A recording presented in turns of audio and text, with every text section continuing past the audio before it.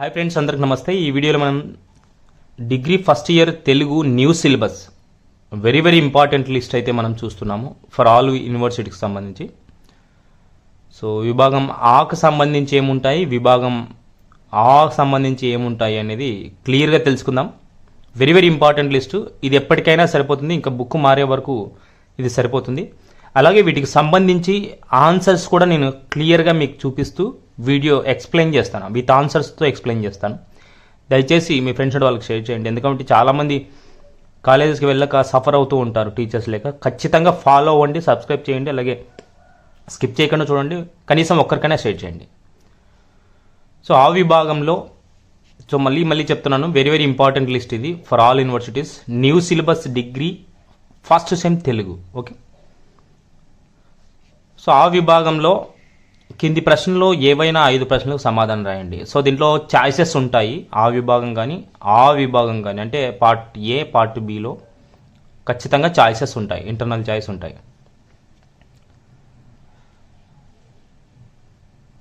So ఇక్కడ చూడొచ్చు, ఈ కింది వాటిలో ఒకదానికి కంఠస్థ పద్యం రాయండి. 2 వస్తాయి, 1 రాయాలి, 5 మార్కులు ఉంటాయి.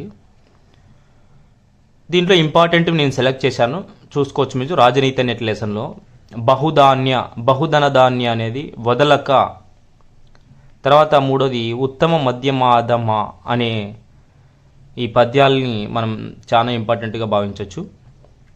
తర్వాత సందర్భాలు, రాజనీతి నుంచి సందర్భాలు మనం కొన్ని చూడడం జరిగింది, ఇంపార్టెంట్వి.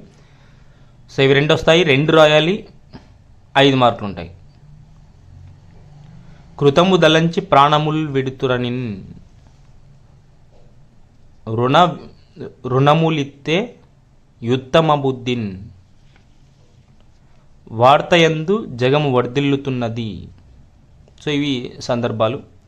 తర్వాత మళ్ళీ సందర్భాలు చూసుకోవచ్చు, ఎందుకంటే 2 సందర్భాలు ఖచ్చితంగా రాయాలి కాబట్టి నేను చూసాం. ప్రపంచమునకు భోజనము పెట్టు వానికి భుక్తి లేదు, అప్పు వడ్డది సుమి భరతావని వీని సేవకున్, కసరి బుసకొట్టు నాతని గాలి సోక. తర్వాత సందులు ఉంటాయి, ఈ సందుల్లో సవర్ణదీర్ఘ సంధి, గుణసంధి, వృద్ధి సంధి, అత్వసంధి, ఉత్వసంధి, గసడదవా దేశ సంధి, ద్విరిత్వ టకార సంధి. ఇవి నేర్చుకుంటే సరిపోతాయి. 8 వస్తాయి, 5 రాయాలి, 5 మార్కులు ఉంటాయి. సో 8 వచ్చినప్పుడు 5 రాయాలంటే మనం కనీసం బాగా చదువుకోవాలి కాబట్టి, పర్ఫెక్ట్గా రాయాలంటే పాస్ అవ్వడం చాలా ఈజీ. కాకపోతే ఎక్కువ మార్కులు తెచ్చుకోవడానికి మాత్రం నాది చాలా ఉపయోగపడుతుంది. పాస్ అవ్వాలంటే కొన్ని చూసుకునే సరిపోతుంది అనమాట. సో నెక్స్ట్ చూద్దాం. సమాసాలకు సంబంధించి 8 వస్తాయి, 5 రాయాలి, 5 మార్కులు ఉంటాయి. అవ్యయభావ సమాసం, ద్విగు సమాసం, ద్వంద్వ సమాసం, అవధారణ పూర్వపద, అదే సమాసాన్ని రూపక సమాసం అని కూడా అంటారు, ఇలా కూడా రాయొచ్చు, పేరు ఎట్లన్నా రాసుకోవచ్చు. ద్వితీయ తత్పురుష సమాసం, షష్ఠీ తత్పురుష, నన్ తత్పురుష సమాసం. ఇవి చాలా ఈజీగా ఉంటాయి. వీటిని మళ్ళీ నేను క్లియర్గా విత్ ఆన్సర్స్ చేస్తాను, దయచేసి ఒక్కసారి గమనించండి. విత్ ఆన్సర్స్ అనమాట. మీరు ఏ టీచర్ దగ్గర నోట్స్ కూడా లేకున్నా కూడా మన ఆన్సర్స్ చూస్తే సరిపోతుంది. తర్వాత అలంకారములు ఉన్నాయి, 2 వస్తాయి, 1 రాయాలి, 5 మార్కులు ఉంటాయి. ఉపమాలంకారం, ఉత్ప్రేక్ష అలంకారం, రూపక అలంకారం, శోభావోక్తి అలంకారం. ఛందస్సు విషయానికి వస్తే 2 వస్తాయి, 1 రాయాలి, 5 మార్కులు ఉంటాయి. ఉత్పలమాల, చంపకమాల, శార్దూలం, మత్తేబం బాగా నేర్చుకుంటే సరిపోతుంది. సో దీన్ని ఇలా కూడా గుర్తుపెట్టుకోవచ్చు, ఒక్కసారి చూద్దాము. ఊచ శ్యామ అని గుర్తుపెట్టుకోండి. ఉత్పలమాల, చంపకమాల, శార్దూలం, మత్తేబం, ఉచ శ్యామ. ఇది బాగా గుర్తుపెట్టుకుంటే దీనికి యతిస్థానాలు 10 ఉంటుంది, దీనికి 20 అక్షరాలు ఉంటాయి. చంపకమాల 11 యతిస్థానము, 21 అక్షరాలు ఉంటాయి. శార్దూలం 13 యతిస్థానము, 19 అక్షరాలు ఉంటాయి. మత్తేబం 14 యతిస్థానము, 20 అక్షరాలు ఉంటాయి. ప్రాసనీయం అన్ని దానిలకు ఉంటుంది. కాబట్టి ఇలా ఈజీగా గుర్తుపెట్టుకోవడానికి ఒక టెక్నిక్ అనమాట, షార్ట్ టెక్నిక్. తర్వాత జాషువా పంచముడి ద్వారా గబ్బిలానికి చెప్పిన హితోక్తులు రాయండి. తర్వాత ప్రతిపదార్థ తాత్పర్యం ఆ విభాగంలో మనకి 50 మార్క్స్కి ఉంటాయి కాబట్టి 5 రాయాలి, 10 మార్కులు. అన్ని రోమన్లు రాయాల్సి వస్తుంది ఇక్కడ, కాకపోతే ఛాయిస్ ఇంటర్నల్ ఛాయిస్ అయితే గ్యారెంటీ ఉంటాయి. బహుధాన్య సంగ్రహము అనేది కడుజను వాడునై, ఉత్తమ మధ్యమ అధమ అనే పోయమ్స్ అనే పద్యాలు బాగా చూసుకుని వెళ్ళండి ప్రతిపదార్థానికి. సారాంశాలకు సంబంధించి రాజనీతి, గబ్బిలం వీటిలో ఒక్కటి గ్యారెంటీగా చూసుకొని వెళ్ళండి. అది మీకు ఏది ఈజీ అనుకుంటే అది మీరు చూసుకొని వెళ్ళండి.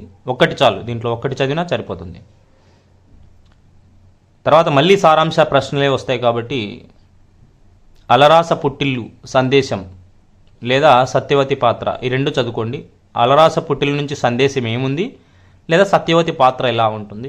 సో ఇది గ్యారంటీ క్వశ్చన్ అనమాట, 100%. ఈ రెండు టాపిక్స్ చూసుకుని వెళ్ళండి, 100% క్వశ్చన్ ఇది. తర్వాత మళ్ళీ సారాంశ ప్రశ్న వస్తుంది. అసమర్థుని జీవయాత్ర ఉంది, జీవితయాత్ర అని కూడా బుక్ ఒకటి ఉందన్నమాట. అసమర్థుని జీవిత యాత్ర ఇతివృత్తం లేదా గోపీచంద్ పాత్ర గురించి రాయండి. సో ఈ రెండు చదువుకోవాలి, గ్యారంటీ క్వశ్చన్ ఇది కూడా. తర్వాత మళ్ళీ సారాంశాల మాదిరి చిన్నగా ఒక టాపిక్ రాయాల్సి ఉంటుంది.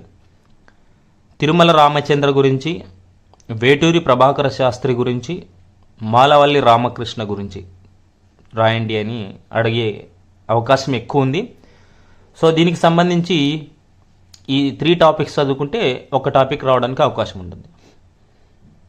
ఓకే ఫ్రెండ్స్, సో ఇది degree first sem new syllabus very very important list. ఎప్పటికీ కూడా ఇదే సరిపోతుంది అన్ని యూనివర్సిటీకి సంబంధించి. నచ్చినట్టు లైక్ చేయండి, మీ ఫ్రెండ్ వాళ్ళు కూడా చేయండి. లైక్ చేస్తూ ముందుకెళ్తే చాలా బాగుంటుంది, నాకు కూడా సపోర్ట్గా ఉంటుంది. ఇంకా వీడియోస్ చేయడానికి అవకాశం ఉంటుంది. వీడియోస్ చేస్తూనే ఉంటాను, అప్డేట్స్ ఇస్తూనే ఉంటాను. Thank you so much for watching. Trilokya 6600.